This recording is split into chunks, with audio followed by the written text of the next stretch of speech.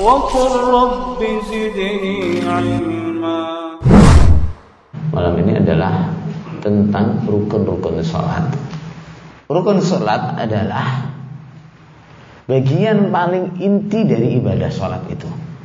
Itu namanya rukun. Rukun itu kalau dalam bangunan namanya adalah sudutnya, sudut bangunan. Sudut bangunan itu biasanya adalah tempat di mana tiangnya bangunan itu di situ. Kita bikin bangunan di sudut itu pasti ada tiangnya. Tiang-tiang yang lain itu kalau misalnya ruangnya lebar, baru di tengah-tengah ada tiang. Tapi di sudutnya itu pasti ada tiangnya. Coba di masjid kita ini, setiap sudutnya ada tiangnya enggak? Itu namanya rukun. Yang dimaksud dari rukun-rukun ibadah adalah mahiyatu. Mahiyahnya ibadah itu namanya rukunnya. Apa mahiyah itu? Kalau ditanya, namanya mahiyah itu adalah jawaban dari pertanyaan mahiyah. Apa dia itu? Namanya mahiyah. Hakikatnya satu ibadah, atau bagian paling inti daripada ibadah. Itu namanya rukun sesuatu. Rukunnya sholat juga begitu, adalah bagian-bagian dari sholat yang paling inti, yang bila ini terlewatkan dalam sholat, maka sholatnya nggak sempurna. Harus diulangi minimal dari mana bagian yang terlewatkan itu. Kalau ditinggalkan sampai selesai sholat, apalagi dengan sengaja, sholatnya sah banget? Nggak sah. Itu namanya rukun. Wa arkanus salati 18 ruknan. Rukun-rukunnya salat ada 18 rukun. Kalau dalam mazhab Hambali ada berapa? 14. Jumlahnya itu hanya berbeda dari cara menghitungnya saja. Rukun-rukun salat ada 18. Yang pertama adalah an-niyatu, niat. Yang kedua adalah wal qiyamu ma'al qudrah, berdiri bila mampu. Yang ketiga adalah wa takbiratul ihram.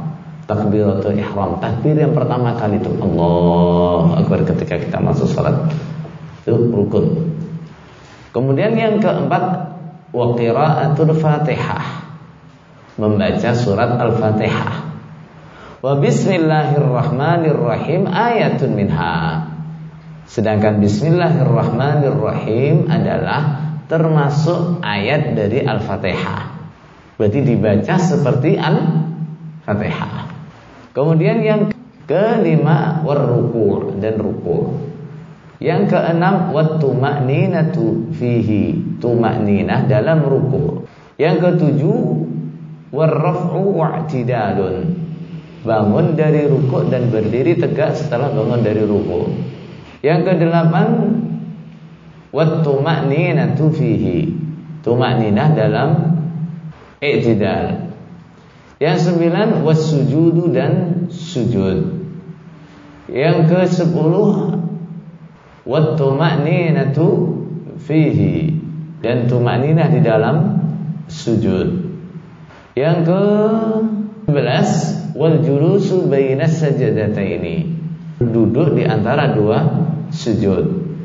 Yang ke-12 wat tuma'ninatu fihi, tuma'ninah dalam sujud atau dalam duduknya sama. Yang ke-13 duduk terakhir untuk tahiyat akhir. Yang ke-14 adalah wat tasyahhudu fihi, membaca tasyahud ketika duduk terakhir. Yang ke-15 wassalatu ala nabi sallallahu alaihi wasallam, membaca salawat untuk Nabi. Kapan itu? Ketika duduk terakhir. Kemudian yang ke-16 wat taslimatul ula, salam yang pertama. Yang ke kanan itu assalamualaikum warahmatullahi. Kemudian yang ke-17 wa niyatul khuruji minas shalah, niat keluar dari salat. Yang ke-18 wa tartibul arkani ala ma dzakarna, mengurutkan rukun-rukun itu seperti yang telah kita sebutkan. Itu 18 rukun salat. Kita bahas satu-satu. Rukun yang pertama adalah niat. Di situ lupa, tidak ada saya cantumkan dalilnya. Kelewatan tadi nulisnya. Apa dalilnya? Adalah sabda Rasulullah sallallahu alaihi wasallam, "Innamal a'malu binniyah. Innamal a'malu binniyah wa innama likulli imri'in ma nawa." Semua amalan hitungannya sah tidaknya, berpahala atau tidak, atau sah sebagai ibadah apa, ukurannya apa? Niatnya. Wa innama likulli imri'in ma nawa. Seseorang akan mendapatkan hasil dari amalnya, hitungannya dari apa? Niatnya. Termasuk kita sholat. Sholat kita itu dianggap sholat atau bukan? Tergantung niatnya. Sholat kita itu sholat apa? Tergantung niatnya. Sholat kita itu ada pahalanya apa enggak? Tergantung niatnya. Maka rukun sholat yang pertama adalah niat.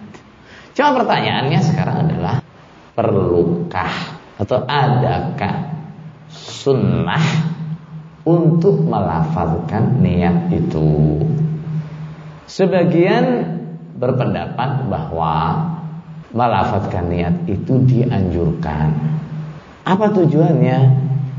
Untuk mengikat hati dengan perbuatan, atau membantu dalam mengingat niat itu, supaya hatinya ini ingat, supaya hatinya ini sambung dengan apa yang dikerjakannya. Maksudnya begitu. Kemudian dianjurkan melafadzkan niat. Misalnya akan salat zuhur, niatnya dibaca usolli fardhu zuhri, aku salat wajib zuhur. Kemudian dirinci lagi berapa rakaat? Arba'a raka'atin, 4 rakaat. Mustaqbilal kiblah, dengan menghadap kiblat. Kemudian statusnya adaan atau qadhaan disebut adaan. Kemudian makmum atau imam disebut lagi makmuman atau imaman lillahi ta'ala. Alasannya adalah supaya hatinya lebih sambung, lebih khusyuk, lebih hadir pada salatnya. Cuma masalahnya saudara sekalian, masalah ibadah itu adalah masalah tauqifiyah. Apa artinya tauqifiyah itu? Tauqifiyah itu artinya adalah kita berhenti kalau nggak ada dalilnya. Kalau ada contohnya dari Rasulullah SAW, kita kerjakan. Atau ada perintah dari Rasulullah SAW, kita kerjakan. Kalau enggak, kita berhenti, enggak kita kerjakan. Berbeda dengan masalah adat atau masalah ma'isyah, beda. Kalau dalam masalah ma'isyah atau masalah adat, kebalikan, semuanya boleh kita kerjakan selagi tidak ada dalil yang melarang. Jadi kalau masalah ibadah, selagi nggak ada dalilnya, nggak boleh kita kerjakan. Kalau masalah adat, masalah keseharian, masalah ma'isyah, masalah kerja dan sebagainya, semuanya boleh kecuali ada dalil yang melarang. Sekarang pertanyaan, adakah contoh dari Rasulullah SAW atau sahabat-sahabatnya yang mencontohkan setiap kali sholat melafadzkan niatnya? Ada apa enggak? Atau perintah dari Rasulullah SAW kalau akan sholat dianjurkan melafadzkan niatnya? Ini masalah. Masalahnya kita nggak akan jumpai contoh itu, dan perintah itu nggak kita jumpai. Kemudian ada persanggahan, Rasul tidak mengerjakan atau tidak adanya riwayat dari Rasul bahwa Rasul mengerjakan atau memerintahkan. Itu kan bukan dalil bahwa Rasul tidak mengerjakan atau tidak memerintahkan. Betul, tapi masalahnya ini masalah sholat yang dikerjakan setiap hari minimal berapa kali?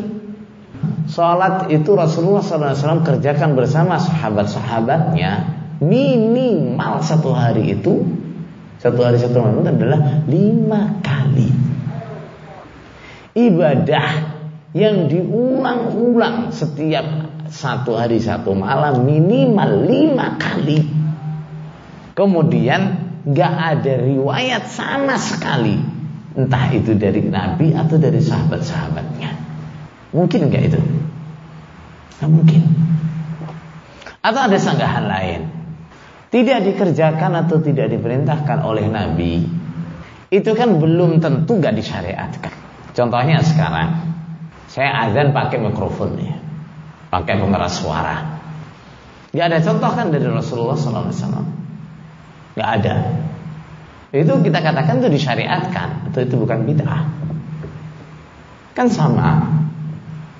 Saudara sekalian, itu lebih jelasnya, sesuatu yang tidak dikerjakan oleh Nabi atau tidak diperintahkan oleh Nabi, itu ada 3 macam.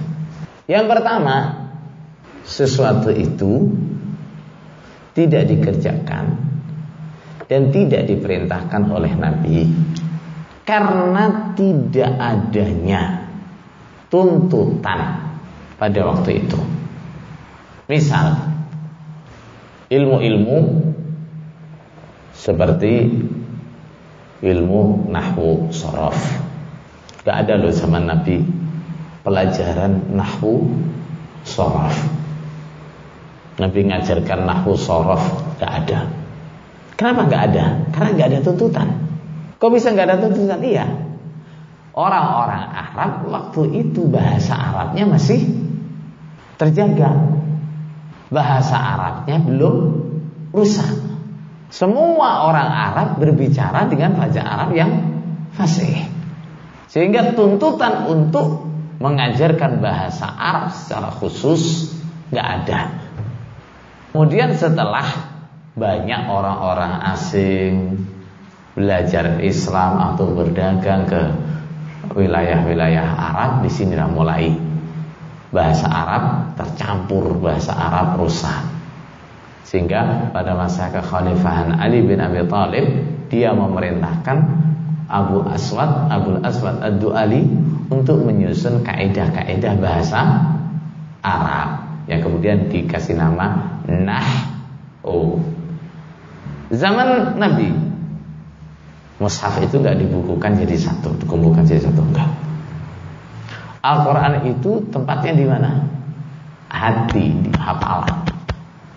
Kalaupun ada lembaran-lembaran, beberapa lembar, tulisan-tulisan di papan-papan, di tulang-tulang, begitu, nggak dibukukan. Kenapa? Aman kondisinya. Yang mau hafalkan Quran banyak.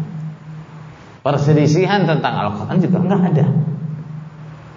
Tapi begitu zamannya Abu Bakar gimana? Banyak penghafal Quran meninggal dunia, gugur dalam peperangan. Akhirnya ada yang usul kepada Abu Bakar supaya Al-Quran dibukukan. Apa itu bid'ah? Tidak. Kemudian yang kedua, sesuatu tidak dikerjakan atau ditinggalkan oleh Rasulullah SAW karena adanya penghalang. Misalnya Rasulullah SAW hanya mengerjakan salat tarawih berjamaah beberapa hari saja, hanya 3 hari atau 2 hari. Setelah itu Rasulullah gak pernah sholat tarawih berjamaah. Apa alasannya? Rasulullah khawatir ada wahyu turun mewajibkan sholat tarawih berjamaah. Ini namanya penghalang.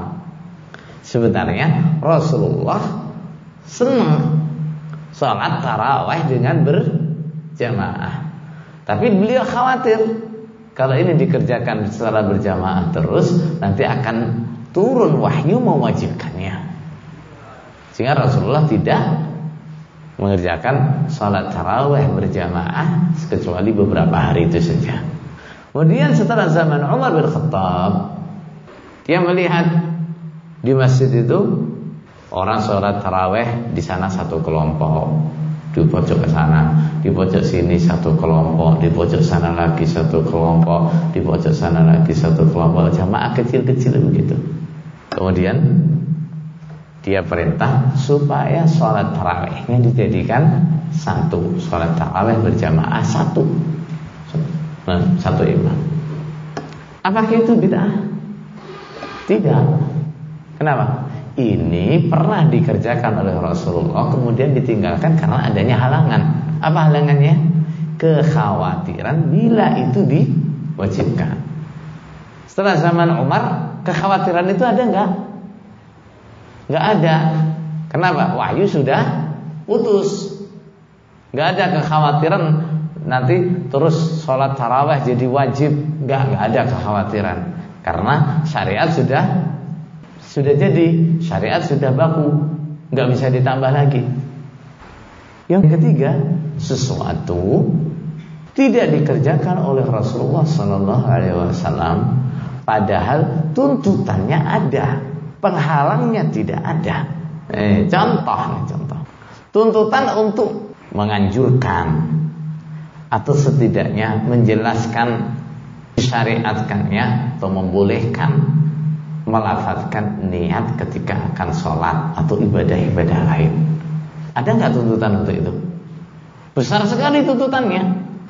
Orang Islam minimal sholat 5 kali dalam satu hari satu malam. Orang Islam wudu tidak hanya 1 kali dalam satu hari satu malam. Tuntutan untuk mengajari melafazkan niat kalau itu memang disyariatkan tinggi. Tuntutannya tinggi. Ini ibadah yang dikerjakan dalam frekuensi yang tinggi nih. Kemudian penghalangnya juga nggak ada. Apa penghalangnya? Untuk mengajarkan melafazkan niat. Apa penghalangnya? Nggak ada. Kemudian Rasulullah tidak mengajarkannya, entah dengan contoh ataupun dengan perintah. Ini menunjukkan itu tidak disyariatkan, sehingga adanya anjuran-anjuran melafazkan niat-niat ibadah itu kalau kita jumpai dalam kitab-kitab mazhab, entah itu mazhab Hambali atau mazhab Syafi'i, adanya itu dalam kitab-kitab yang mutaakhir. Kalau di kitab-kitab yang mutaqaddimin nggak ada. Dalam mazhab Hambali juga ada ulama yang menganjurkan melafazkan niat, ada. Dalam mazhab Syafi'i juga ada. Tapi di kitab-kitab yang mutaqaddim, kitab-kitabnya ulama-ulama mutaqaddimin nggak ada. Pembahasan itu nggak ada. Seperti dalam kitab ini, Matan Abi Syuja, nggak ada. Tapi nanti di sebagian syarahnya ada, di syarahnya. Tapi di matannya tidak ada. Itu rukun yang pertama. Adapun rukun-rukun berikutnya, dalilnya adalah sabda Rasulullah sallallahu alaihi wasallam, "Idza qumta ila sholati fa asbighil wudu." Ketika engkau hendak berdiri untuk melaksanakan sholat, maka sempurnakanlah wudumu. Sempurnakan wudu, kerjakan wudu yang sempurna. Umastaqbilil kiblata fakabbir. Kemudian menghadaplah kiblat, lalu takbirlah. Nah, ini saudara sekalian, dari sini pertama kita ambil rukun yang pertama adalah berdiri bila mampu. Berdiri bila mampu. Dari mana kita ambil dari hadis ini? Sabda Rasulullah, "Idza qumta ilas shalah." Ketika engkau berdiri untuk melaksanakan salat. Berarti salat itu dilaksanakan dengan berdiri. Begitu juga ayat Al-Qur'an wa qumu lillahi qanitin. Itu menunjukkan salat itu dikerjakan dengan berdiri. Tapi itu untuk yang mampu. Kalau tidak mampu bagaimana? Rasulullah bersabda, "Shalli qa'iman." Salatlah engkau dengan berdiri. Fa illam tastati, bila engkau tidak mampu, jika engkau tidak mampu, fasalli qa'idan. Salatlah dengan duduk. Fa illam tastati, fa 'ala jambin. Kalau tidak mampu dengan duduk, dengan berbaring dan seterusnya. Bahkan ketika sudah enggak mampu bergerak sama sekali, ya hanya dengan isyarat. Berdiri bila mampu. Ini untuk salat wajib. Adapun salat sunnah boleh kita kerjakan dengan duduk walaupun kita mampu berdiri. Tapi pahalanya separuhnya pahala ketika kita salat sambil berdiri. Itu untuk salat sunnah. Boleh kita kerjakan sambil duduk walaupun saya bisa berdiri. Hanya pahalanya separuhnya orang yang salat sambil berdiri. Wa takbiratul ihram, dan takbiratul ihram. Dari mana?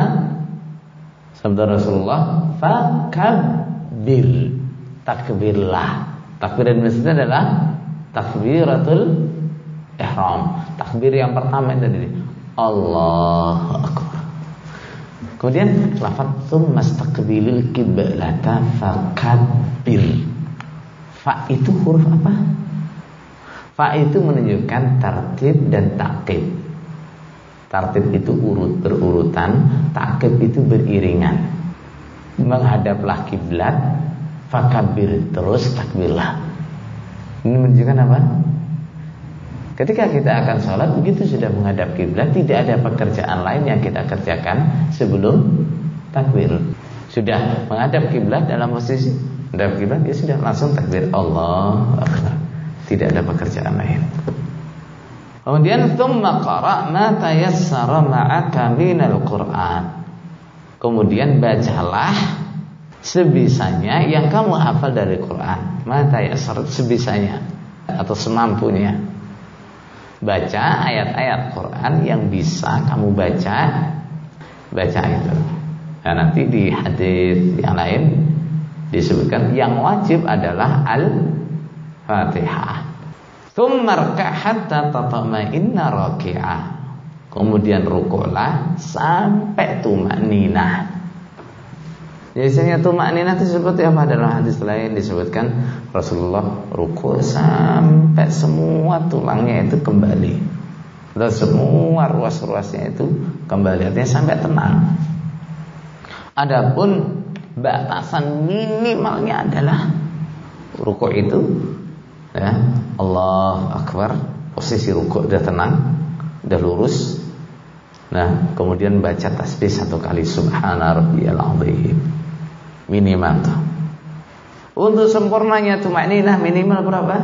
Baca berapa? 3 kali. Yang lebih baik yang berapa? Semakin banyak semakin baik. Kalau dia imam harus dibatasi, jangan sampai memberatkan makmumnya.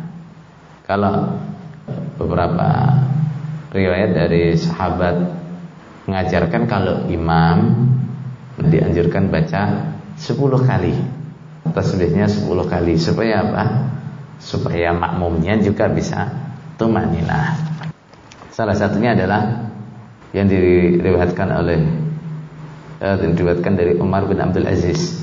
Ceritanya Abu Hurairah komentar pada seseorang, saya tidak melihat orang yang sholatnya paling mirip dengan Rasulullah SAW daripada pemuda ini. Yang dimaksud siapa? Umar bin Abdul Aziz.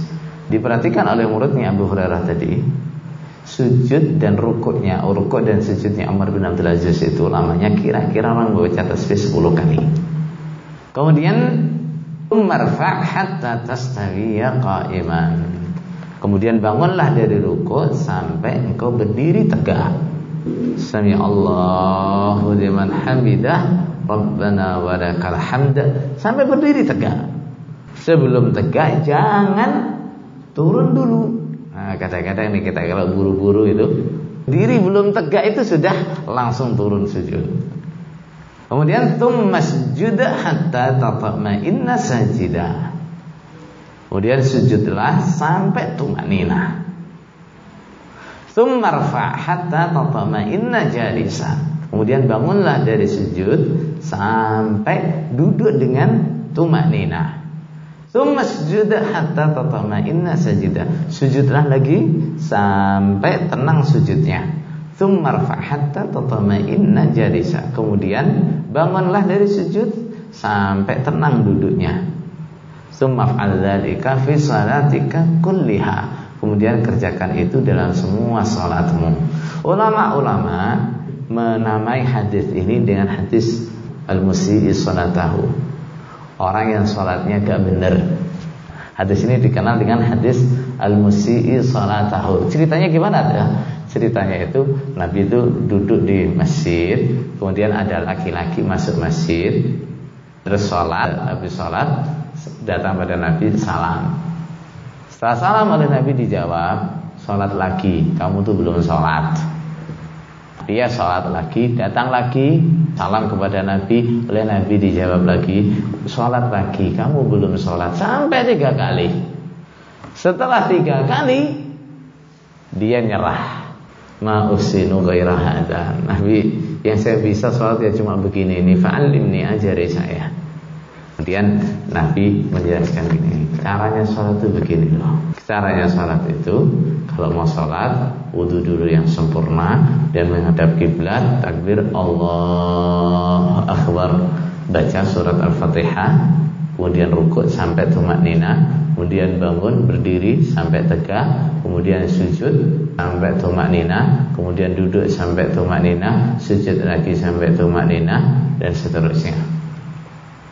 Ulama-ulama kemudian menyimpulkan yang disebutkan oleh Rasulullah SAW dalam hadis itu semua adalah rukun sholat. Kenapa? Orang tadi sholatnya suruh ngulangi terus oleh Nabi karena dianggap apa? Sholatnya nggak benar. Kemudian Nabi ngajari sholat yang benar seperti ini nih. Jadi semua yang diajarkan oleh Rasulullah waktu itu adalah rukun dalam sholat. Kalau dia nggak mengerjakan satu saja dari yang diajarkan di sini, dia belum sholat dengan benar. Kenapa? Dimatakan ma'usinu ghaira hadza, yang saya bisa cuma begini Nabi. Kemudian Nabi mengajarkan sholat yang benar. Kemudian kalau kita lihat hitungannya di dalam 18 rukun yang disebutkan oleh mu'allif, di situ ada kalimat-kalimat yang diulang. Tumakninah itu diulang berapa kali itu?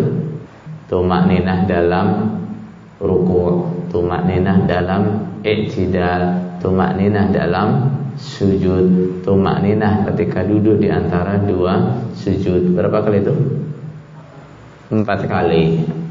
Kemudian ulama lain ada yang menyebutnya dengan lebih ringkas. Yang bedanya adalah apa? Di sini tumakninah disebut 4 kali. Oleh ulama lain disebutkan wattumakninatu fi jami'il arkan. Tumakninah dalam semua rukun. Sehingga penomorannya jadi lebih sedikit. Kalau nyebutnya wattumakninatu fi jami'il arkan, tinggal berapa rukunnya? Sudah kurang berapa itu?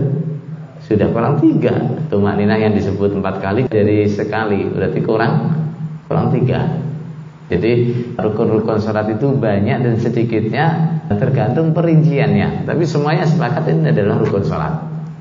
Kemudian adapun dalil Al-Fatihah adalah sabda Rasulullah SAW, la salata liman lam yaqra bi Fatihatil kitab. Tidak ada salat bagi orang yang tidak membaca Al-Fatihah. Jadi kalau nggak baca Al-Fatihah, salatnya tidak berarti. Praktek maqra ma tayassara ma'aka minal Qur'an itu minimal adalah baca Al-Fatihah. Adapun dalil basmalah adalah hadis Anas bin Malik radhiyallahu anhu. Apa hadisnya? baina Rasulullah sallallahu alaihi wasallam dzata yaumin baina adhhurina id aghfa ighfa'atan thumma rasa'a ra'sahu mutabassiman. Suatu ketika Rasulullah sallallahu alaihi wasallam berada di tengah-tengah kami. Tiba-tiba dia tertidur sebentar, ngantuk saat keluarnya. Aghfa ighfa'atan. Lalu beliau mengangkat kepalanya sambil tersenyum. Habis ngantuk tersenyum hehehe. Faqulna ma adhakaka ya Rasulullah. Kami pun bertanya, Rasulullah kenapa tertawa? Habis ngantuk, tertidur sebentar, kok bangun tertawa, mimpi apa gitu kan. Qala anzilat alayya anifan suratun. Baru saja ada surat yang diturunkan kepada saya. Artinya Rasulullah tersenyum karena baru saja dapat wahyu. Faqara'a, Rasulullah baca Bismillahirrahmanirrahim. Inna a'tainakal kautsar fasalli li rabbika wanhar. Inna syani'aka huwal abtar. Bagaimana ini pendalilannya? Ini menunjukkan bahwa Bismillahirrahmanirrahim itu adalah ayat pertama setiap surat. Begitu juga surat Al-Fatihah. Dalilnya adalah ini. Rasulullah ketika mendapatkan wahyu satu surat, beliau membacanya dari mana? Bismillahirrahmanirrahim. Inna a'tainakal kautsar fasalli li rabbika wanhar. Inna syani'aka huwal abtar. Suratnya dimulai dari mana? Bismillahirrahmanirrahim. Masalah Bismillahirrahmanirrahim, namun di antara ulama terjadi silang pendapat. Salah satunya pendapat adalah ini, bahwa Bismillahirrahmanirrahim itu adalah ayat pertama setiap surat, kecuali surat Bara'ah atau surat At-Taubah. Pendapat yang kedua, Bismillahirrahmanirrahim itu bukanlah ayat pertama dari setiap surat, bukan. Akan tetapi dia ayat tersendiri yang dijadikan pemisah setiap dua surat. Silang pendapat di antara ulama seperti itu. Buah dari perselisihan ini apa? Termasuk buahnya adalah hukum membaca Bismillahirrahmanirrahim dalam salat atau sebelum surat Al-Fatihah dalam salat. Hukumnya itu termasuk rukun atau sunnah. Yang mengambil pendapat bahwa Bismillahirrahmanirrahim adalah awal setiap surat, berarti membaca Al-Fatihah dimulai dari Bismillahirrahmanirrahim. Wajib. Itu termasuk rukun. Kemudian cara membacanya juga seperti cara membaca Al-Fatihah. Dikeraskan seperti membaca Al-Fatihah. Kenapa? Itu bagian dari surat Al-Fatihah. Jadi bacanya Bismillahirrahmanirrahim. Alhamdulillahirabbil alamin. Yang mengambil pendapat bahwa Bismillahirrahmanirrahim bukan ayat pertama dari setiap surat, termasuk dari Al-Fatihah, maka hukumnya membaca Bismillahirrahmanirrahim apa? Sunnah. Membaca Bismillahirrahmanirrahim sebelum Al-Fatihah hukumnya apa? Sunnah. Dan cara membacanya tidak seperti membaca Al-Fatihah. Kalau tadi dalilnya yang mengatakan itu termasuk Al-Fatihah, dalilnya tadi. Lalu apa dalilnya yang mengatakan Bismillahirrahmanirrahim bukan termasuk Al-Fatihah? Yang pertama adalah hadis-hadis yang diriwayatkan dari Rasulullah SAW, bahwa salah satunya beliau memulai bacaan dalam salat Bilhamdulillahirabbil alamin, dengan Alhamdulillahirabbil alamin. Hadis ini, riwayat ini menunjukkan bahwa yang pertama didengar oleh para sahabat dari bacaan Rasulullah SAW ketika salat adalah apa? Alhamdulillahirabbil alamin. Berarti kalaupun Rasulullah membaca itu bacanya dengan pelan, beda dengan membaca Al-Fatihahnya. Ini menunjukkan bismillah bukan bagian dari Al-Fatihah. Itu yang pertama. Yang kedua, hadis Al-Qudsi yang bunyinya qasamtu sholata baini wa baina abdi. Aku membagi salat menjadi dua. Satu bagian untukku dan satu bagian untuk hambaku. Fa idza qala alhamdulillahi rabbil alamin. Ketika hamba mengatakan alhamdulillahi rabbil alamin, qal hamidani abdi. Hambaku memuji padaku. Dalam hadis ini Allah menyebut Al-Fatihah dengan sebutan salat. Ini menunjukkan bahwa Al-Fatihah adalah rukun dari salat itu. Yang kedua, Allah menyebutkan ayat pertama atau hadis ini menunjukkan ayat pertama dari Al-Fatihah adalah Alhamdulillahirabbil alamin. Akan tetapi saudara sekalian, walaupun di sini kalau saya lebih menguatkan bahwa Bismillahirrahmanirrahim bukan termasuk dari Al-Fatihah, dan barangkali saudara juga di sini semuanya biasanya begitu ya. Walaupun di sini saya melihat yang lebih kuat adalah tidak mengeraskan Bismillah, tapi kita harus tahu bahwa perselisihan ini adalah dikatakan lahu hadzun minan nadar, adalah perselisihan yang memiliki kekuatan dalil, sehingga ini perselisihan yang tidak layak untuk dipanjang lebarkan, apalagi sampai meruncing menjadi perpecahan. Ya boleh. Sehingga ulama-ulama di Makkah menghadapi perselisihan yang semacam ini, mereka sikapnya lunas sekali. Kalau kita perhatikan ketika musim-musim haji di Makkah itu, nanti di masjid-masjid yang sekitarnya itu adalah pondokan orang-orang Indonesia.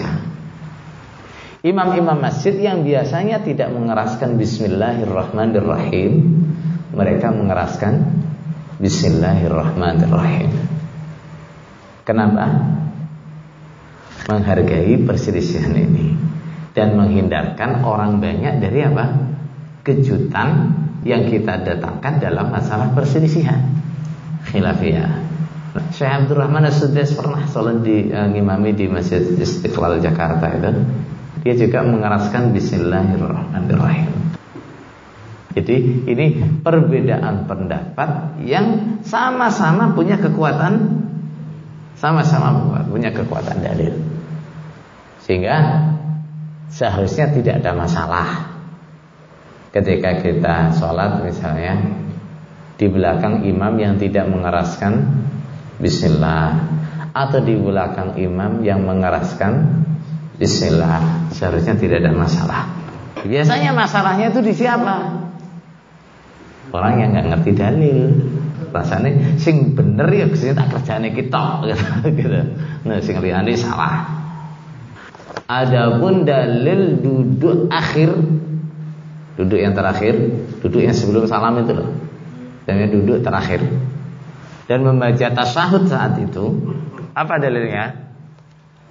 Adalah sabda Rasulullah sallallahu alaihi wasallam, fa idza jalasa ahadukum fis shalah, ketika salah seorang kalian duduk di dalam salat, duduk yang mana ini?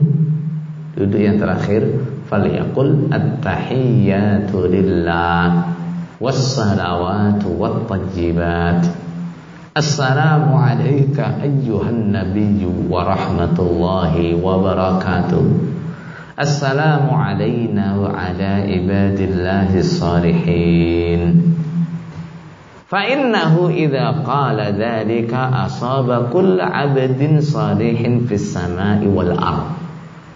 Ketika orang yang salat mengucapkan kalimat ini, maka doa ini ngenai siapa? Semua orang soleh, baik yang di langit maupun yang di bumi. Dia akan Salamku untukmu wahai Nabi, dan salamku untukku dan untuk semua hamba-hamba Allah yang soleh, semuanya, yang di langit yang maupun di bumi. Terus asyhadu an la ilaha illallah wa asyhadu anna Muhammadan abduhu wa rasuluh. Tsumma yatakhayyaru ba'du minal kalami ma syaa. Setelah itu silakan dia memilih ucapan yang dia kehendaki, artinya memilih doa yang dia kehendaki, mau doa apa. Ini ceritanya gimana toh? Ceritanya katanya Abdullah bin Mas'ud, dia cerita gini. Biasanya kami dalam sholat sebelum diwajibkan tasyahud, sebelum ada kewajiban baca tasyahud, berarti setelah itu tasyahud diwajibkan. Biasanya sebelum tasyahud diwajibkan, ketika sholat kami baca assalamu ala Allah min ibadih dan seterusnya, mendoakan selamat untuk Allah. Lalu Nabi meluruskan, jangan mengucapkan assalamu ala Allah.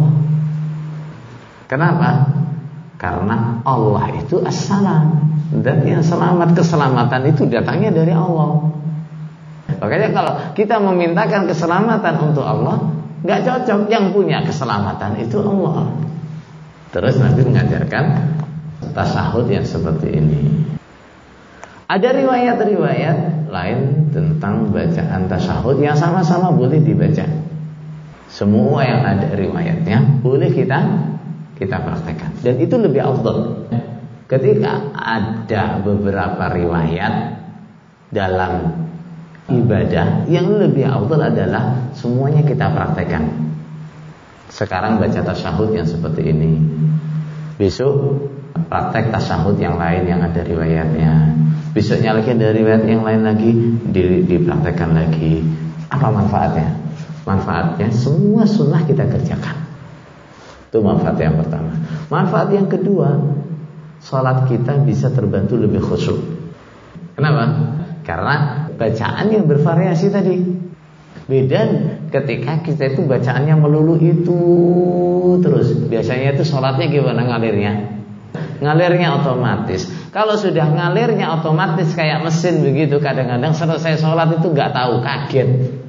Kalau sudah otomatis itu kadang-kadang kita sholat jadi gak sadar nih.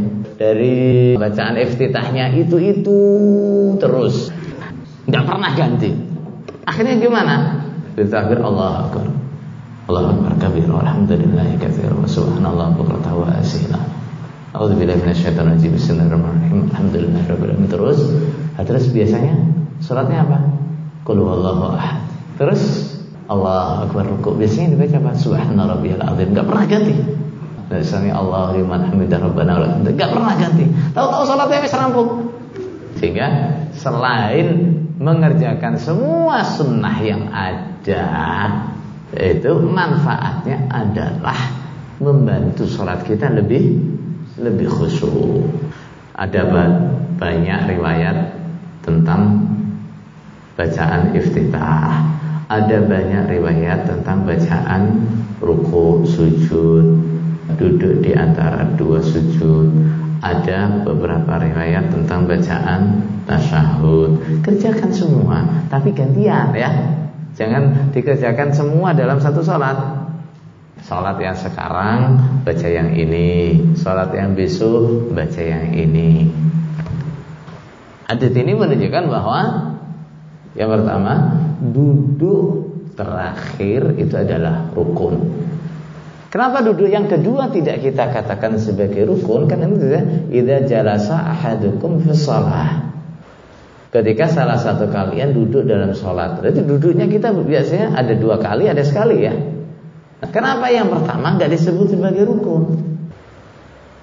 Kan duduk yang pertama kan juga duduk, yang kedua juga duduk. Hadis ini bisa diartikan dua-duanya. Gimana jawabannya? Untuk duduk yang pertama, ada hadis menunjukkan Nabi pernah lupa, ya, kemudian menggantinya dengan sujud sahwi. Nah, Nabi pernah sholat itu pas rakaat kedua mestinya duduk tasyahud, Nabi berdiri, enggak tasyahud awal, lupa. Akhirnya sebelum salam Nabi sujud 2 kali. Itu menunjukkan bahwa tasyahud yang pertama itu bukan rukun, tapi itu wajib. Apa bedanya rukun dan wajib? Nah, ini saya singgung sebentar aja ya, nanti diulangi di belakang. Rukun dan wajib itu bedanya, kalau ditinggalkan secara sengaja sama-sama sholatnya nggak sah. Kalau ditinggalkan tidak karena sengaja, karena lupa. Kalau rukun gimana? Kita harus kembali pada rukun yang kita tinggalkan. Kalau wajib gimana? Kalau sudah lewat, kita terus saja. Nanti diganti dengan sujud sahwi. Itu bedanya. Rasulullah pernah waktunya tasyahud awal tidak duduk tasyahud awal, berdiri. Kemudian waktu mau salam sujud sahwi 2 kali. Itu menunjukkan bahwa tasyahud awal bukan rukun. Maka di sini yang disebut sebagai rukun hanya duduk tasyahud akhir. Ini mau disebut 2 rukun atau 1 rukun, ya sama saja ya. Tinggal yang nomori. Duduknya dihitung sendiri, tasyahudnya dihitung sendiri, ya boleh. Atau dijadikan satu, tasyahud akhir dengan duduk, atau duduk untuk tasyahud akhir, sama saja. Yang penting semuanya dikerjakan. Ya duduk, ya tasyahud akhir. Mau dijadikan 1 nomor, 2 nomor, silahkan. Adapun dalil sholawat adalah firman Allah Ta'ala, Innallaha wa malaikatahu yusalluna 'alan nabi ya ayyuhalladzina amanu sallu 'alaihi wa sallimu taslima. Sesungguhnya Allah dan malaikat-malaikatnya bersolawat untuk Nabi sallallahu alaihi wasallam. Artinya sholawat itu adalah doa atau sanjungan di hadapan para malaikat. Itu namanya sholawat. Kalau sholawat itu dari Allah, artinya adalah sanjungannya Allah untuk hambanya di hadapan para malaikat. Sholawat Allah untuk Nabi, berarti Allah menyanjung Nabi di hadapan para malaikat. Bukan Allah mendoakan Nabi, bukan. Kalau dari makhluk seperti dari malaikat atau dari kita, doa sholawat kita untuk Nabi artinya adalah apa? Kita mendoakan supaya Nabi mendapatkan sanjungan dari Allah di hadapan para malaikat. Innallaha wa malaikatahu yusalluna 'alan nabi. Allah dan para malaikatnya bersolawat untuk Nabi sallallahu alaihi wasallam. Kemudian ya ayyuhalladzina amanu sallu 'alaihi wa sallimu taslima. Wahai orang-orang iman, bersolawatlah kalian untuk Nabi dan doakanlah selamat untuknya. Seluruh ulama sepakat bahwa sholawat di luar sholat tidak wajib. Sholawat di luar sholat hukumnya tidak wajib. Tidak ada yang mengatakan wajib sholawat di luar sholat. Sunnah, memang sunnah, tapi tidak ada yang mewajibkan. Maka bisa disimpulkan bahwa wajibnya sholawat adalah dalam sholat. Dalam sholat, kesempatan kita baca sholawat berapa kali? 2 kali, saat tasyahud awal dan tasyahud akhir. Tasyahud awal kita tahu itu bukan rukun. Yang rukun yang mana? Tasyahud akhir. Berarti rukun sholawat itu adalah rukun sholat. Tepatnya di mana? Setelah tasyahud yang terakhir. Adapun dalilnya salam adalah hadits Aisyah radhiyallahu anha. Kana Rasulullah sallallahu alaihi wasallam yastaftihus salata bitakbir. Rasulullah sallallahu alaihi wasallam memulai salat dengan takbir. Pekerjaan salat yang pertama adalah takbir Allahu akbar. Wal qira'ata bilhamdulillahi rabbil alamin, dan memulai bacaannya dengan alhamdulillahi rabbil alamin. Terus hadisnya panjang, kemudian langsung kita ambil yang belakangnya, wa kana yakhtimus salata bitaslim, dan Nabi mengakhiri salatnya dengan salam.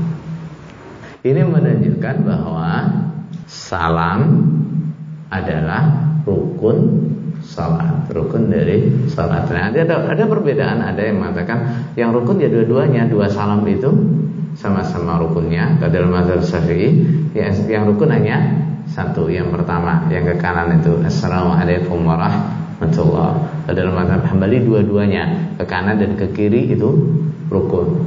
Jadi secara umum rukun-rukun salat di antara mazhab perbedaannya hanya sedikit sekali. Nah, secara umum rukun-rukun salat dalam beberapa mazhab itu sama. Saya ulang lagi bahwa rukun salat itu adalah bagian paling inti dalam salat yang tidak gugur karena lupa. Artinya, kalaupun itu terjadinya karena lupa gimana? Begitu ingat ya kembali. Misalnya, saya salat mungkin karena ngelamun atau apa, begitu selesai baca surat langsung Allahu Akbar, mestinya rukuk tuh malah sujud. Jadi baca surat sampai sujud itu melewati berapa rukun? Rukuk, kemudian bangun dari rukuk dan i'tidal. Bahkan kalau dirinci ada 4. Kalau tumak ninanya dihitung sendiri, nah di situ ada 4. Ada 4 rukun tertinggalkan. Saya sholat, terus dari bacaan selesai, habis baca Al-Fatihah, baca surat Allahu Akbar, kok langsung sujud. Gimana? Saya harus kembali ke mana? Rukuk. Habis takbir tadi seharusnya saya rukuk. Enggak boleh saya teruskan karena alasan tadi turun karena lupa. Enggak. Karena apa? Ini rukun, tidak bisa diganti dengan sujud sahwi, enggak bisa. Kalau ingatnya sudah sampai ke rakaat berikutnya gimana?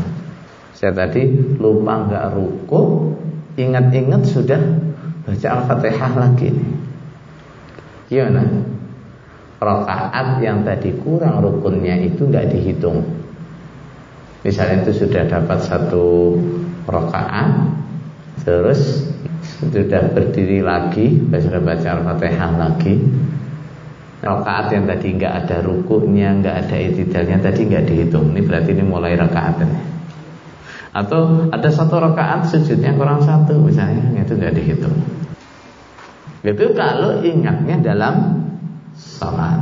Kalau ingatnya setelah salat gimana? Kalau ingatnya setelah salat kok baru sebentar, baru salam terus ingat, gimana? Nambah 1 rakaat yang kurang rukunnya tadi. Misalnya ada 1 rakaat yang kurang sujudnya, atau 1 rakaat yang kurang rukuknya, tambahi 1 rakaat lagi. Kemudian sujud sahwi sebelum salam. Tapi kalau sudah lama baru ingat gimana? Sudah sampai mau berangkat ke sawah baru ingat. Istrinya baru ngomong, Pak tadi itu sholatnya itu rakaat yang terakhir sujudnya cuma sekali. Gimana? Balik lagi sholat dari awal. Jedanya sudah lama. Kadang-kadang ada kebingungan. Saya pernah ngalami sholat itu, imamnya pas sujud itu sujudnya cuma sekali. Allahu Akbar sujud, terus Allahu Akbar berdiri. Kita tasbih, dia duduk tahiyat. Kita tasbih lagi, dia berdiri. Kita tasbih lagi, dia duduk lagi. Waduh gimana ini? Udah akhirnya kita diemin aja. Udah dia berdiri sudah. Tapi karena nggak tahu bagaimana solusinya, nggak ngerti. Imamnya juga nggak ngerti. Sebenarnya kalau sama-sama ngerti gimana tuh? Tambah 1 rakaat lagi sujud sahwi baru salam. Kan bingung. Sujudnya kurang 1, diingatkan subhanallah duduk, subhanallah berdiri lagi, subhanallah duduk lagi. Mau diomongin sujudnya kurang 1, udah sih ngomong ya malah batal.